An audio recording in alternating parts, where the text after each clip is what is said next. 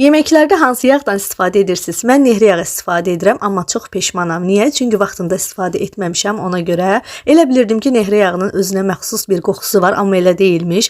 Artıq 1 ilə yaxındır ki, təmiz, tam organik nehri yağı istifadə edirəm yeməklərdə. Qaynanam özü hazırlayır, nehrə də çalxalayır. 15 ildir qaynanam bizə nehri yağı göndərir. Mən onu həmişə buzxanaya qoyurdum, uşaqlara səhər yeməklərini verirdim, amma belə əridib yeməklərdə istifadə etmirdim.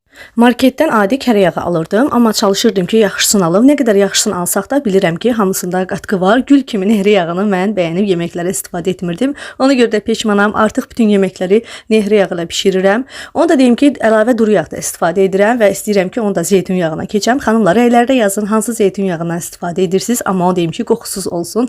Yağlarda qoxuya qarşı biraz nəsə həssaslığım var. Budur, artıq yağım da hazırdır. Süzgəcdən süzürəm. Mən üzünün köpüyünü yığmıram, çünki onu belə süzgəcdən süzürəm. Qapağını bağlayıb soyuducuya qoyuram. Artıq yağı istifadə edə bilərik. Baxın, nə gözəl sapsarı nehri yağım oldu.